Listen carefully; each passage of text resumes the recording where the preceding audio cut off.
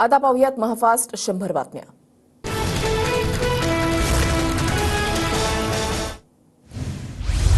नरेंद्र मोदींनी तिसऱ्यांदा घेतली पंतप्रधान पदाची शपथ। राष्ट्रपती मुर्मूंनी दिली मोदींना पंतप्रधान पदाची शपथ। केंद्रीय मंत्रिमंडळामध्ये राज्यातील 6 खासदारांना मंत्रिपद। भाजपकडून गडकरी, पियुष गोयल, रक्षा खडसे, मोहोळ यांना मंत्रिपद, तर शिंदे गटाकडून प्रतापराव जाधवांना संधी।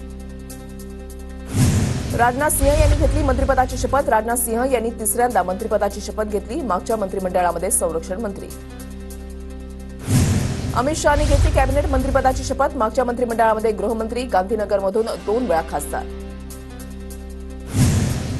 पहिल्यांदा खासदार होताच मुरलीधर मोहोळ यांना थेट केंद्रामध्ये मंत्रिपद, तर शिंदेंच्या शिवसेनेकडून प्रतापराव जाधव आणि भाजपच्या रक्षा खडसेंनी घेतली मंत्रिपदाची शपथ। जे.पी. नड्डा यांची कॅबिनेट मंत्रिपदाची शपथ। नड्डा सध्या राज्यसभेचे खासदार, तर मागच्या मंत्रिमंडळामध्ये आरोग्य कुटुंब कल्याण मंत्री।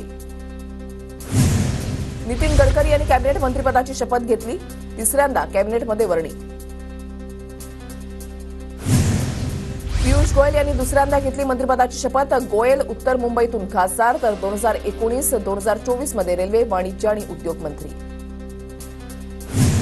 निर्मला सीतारमण यांनी घेतली कॅबिनेट मंत्रिपदाची शपथ। सीतारमण 2019 मध्ये मोदी सरकारमध्ये अर्थमंत्री। सर्वोच्च न्यायालयाचे सरन्यायाधीश डी.वाय. चंद्रचूड यांची शपथविधी सोहळ्याला उपस्थिती।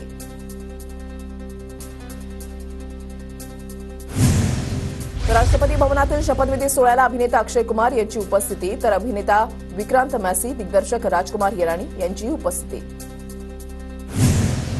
अभिनेता शाहरुख खानची शपथविधी सोहळ्याला उपस्थिती, तर अभिनेता रजनीकांत यांची देखील उपस्थिती। मोदी यांच्या शपथविधी सोहळ्याला बांगलादेशच्या पंतप्रधान शेख हसीना, भूटानचे पंतप्रधान शेरिंग तोब्गे यांची उपस्थिती। बांगलादेशच्या पंतप्रधान 2 दिवसांपूर्वी दिल्लीमध्ये दाखल। मोदींच्या मंत्रिमंडळामध्ये शिंदे गटाला कॅबिनेट नाही, तर राज्यमंत्रीपद। प्रतापराव जाधवांनी घेतली स्वतंत्र कार्यभार राज्यमंत्रीपदाची शपथ। मुख्यमंत्री शिंदेंनी पुत्रमोह बाजूला ठेवला। शिवसेना कार्यकर्त्यांचा पक्ष म्हणून कार्यकर्त्याला प्राधान्य। प्रतापराव जाधवांना केंद्रातून फोन आल्यावर श्रीकांत शिंदेंची प्रतिक्रिया। मुख्यमंत्र्यांना त्यांचा मुलगा मंत्रिपदासाठी योग्य वाटत नसेल। मुख्यमंत्र्यांच्या ट्विटनंतर रोहित पवारांचा खोचक टोला। अजित पवार गटाला राज्यमंत्रीपदाची ऑफर होती, पुढच्या वेळेस दिल्यास कॅबिनेटच द्या, दादा गटाची मागणी। देवेंद्र फडणवीसांची माहिती। मोदींच्या सरकारमध्ये अजितदादांच्या गटाला एकही मंत्रिपद नाही, कॅबिनेट मंत्रिपदासाठी मिळावं यासाठी आम्ही थांबायला तयार। अजित पवारांची प्रतिक्रिया। अजित पवार गटाला मंत्रिपद न मिळणं यात आश्चर्य नाही, भाजपवाले मित्रपक्षांशी कसे वागतात हे पाहिलंय। खासदार सुप्रिया सुळेंची प्रतिक्रिया। उपयुक्तता संपली की फेकून द्यायचं हे भाजपचं धोरण। अजित पवार गटाची उपयुक्तता संपली हे भाजपनं ठरवलं। विजय वडेट्टीवारांचा अजित पवार गटाला टोला। एकनाथ खडसेंनी दिल्लीला जाणं म्हणजे बेगामी शादी में अब्दुल्ला दिवाना। खडसे कोणत्या पक्षामध्ये आहेत, त्यांना कुणी दिल्लीला बोलावलेलं नाही। मंत्री अनिल पाटलांची खडसेंवर टीका। राष्ट्रवादीमध्ये आम्ही एक कुटुंब म्हणून काम करतो। तटकरे, प्रफुल्ल पटेल आणि मी आता एकत्र मिठी मारू का? राष्ट्रवादीतील नाराजीच्या प्रश्नावर अजितदादांचं मिश्किल विधान।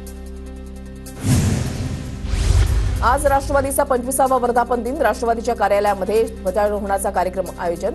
सुनील तटकरेंच्या उपस्थितीमध्ये कार्यक्रम होणार। अहमदनगरमध्ये आज राष्ट्रवादी शरद पवार पक्षाचा वर्धापन दिन। खासदार सुप्रिया सुळेंच्या उपस्थितीमध्ये ध्वजारोहण, तर संध्याकाळी शरद पवारांच्या उपस्थितीमध्ये मेळाव्याचं आयोजन। पुण्यात सकाळी 10 वाजता शरद पवारांच्या उपस्थितीमध्ये ध्वजारोहण समारंभ। राष्ट्रवादीच्या वर्धापन दिनानिमित्त पक्षाच्या कार्यालयामध्ये कार्यक्रमाचं आयोजन। शिवसेना ठाकरे गटाच्या आमदार खासदारांची आज सेना भवनामध्ये बैठक। उद्धव ठाकरेंनी दुपारी 12:30 वाजता बोलावली बैठक। आगामी विधानसभा निवडणुकीच्या दृष्टीनं चर्चा होणार। मुख्यमंत्री शिंदेंच्या पाहणीनंतर कोस्टल रोडचा दुसरा बोगदा वाहतुकीसाठी खुला होणार।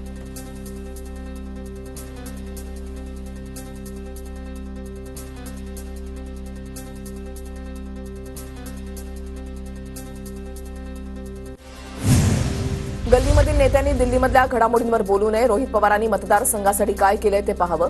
अजित पवार गटाच्या सूरज चव्हाणांचा रोहित पवारांना टोला। राष्ट्रवादीचे ज्येष्ठ नेते मनोहर नाईकांच्या घरामध्ये उभी फूट। मनोहर नाईक यांचे सुपुत्र ययाती नाईक विधानसभा लढणार। नाईकांचे दोन्ही पुत्र विधानसभेत आमने सामने भिडणार।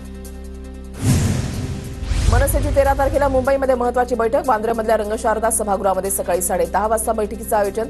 राज ठाकरे पदाधिकाऱ्यांना मार्गदर्शन करणार. मराठा समाजानं शांत राहावं, अंतरवालीमध्ये येऊ नये, मनोज जरांगे पाटलांचं समाजाला आवाहन. तर आरक्षण देण्याची गृहमंत्री आणि एसपींना विनंती. अंतरवाली सराटीमध्ये मनोज जरांगेंच्या उपोषणाचा आज तिसरा दिवस. जरांगे मराठा आरक्षणासाठी सगेसोयरी अंमलबजावणीच्या मागणीवर ठाम.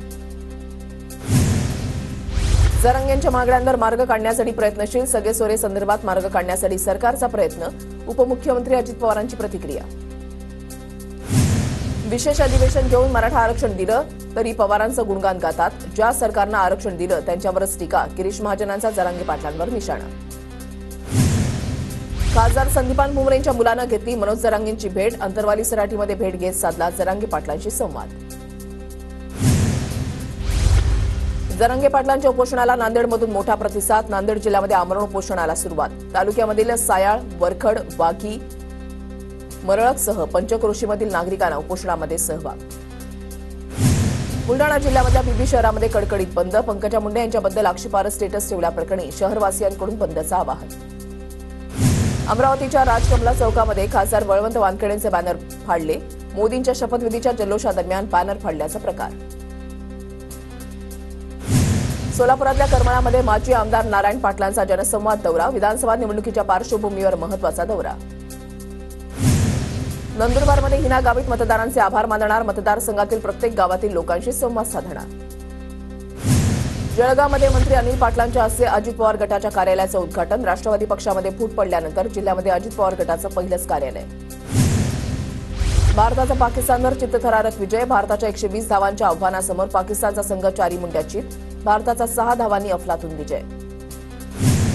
भारताकडून ऋषभ पंतनं सर्वाधिक 42 धावा ठोकल्या तर जसप्रीत बुमराह भारताच्या विजयाचा कळस रचला. बुमराहनं 4 ओव्हरमध्ये फक्त 14 धावा खर्च करत पाकिस्तानच्या 3 फलंदाजांना तंबूमध्ये पाठवलं.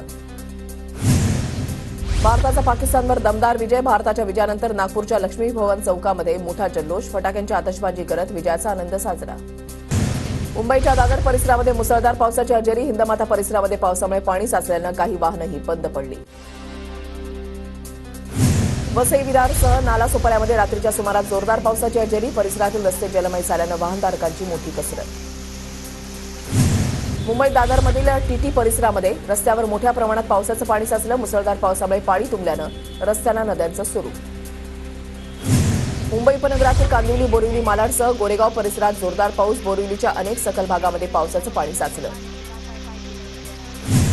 नवी मुंबईतल्या जुईनगरसह बेलापूर परिसरामध्ये पावसाची हजेरी. नेरूळमधील शिरवणे भुयारी मार्गातही पावसाचं पाणी साचलं.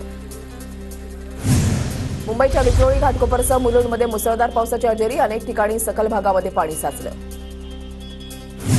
साकीनाका पवई रोड परिसरामध्ये पावसाची जोरदार हजेरी. पावसाच्या आगमनामुळे वातावरणामध्ये गारवा. नागरिकांना उकाड्यापासून दिलासा.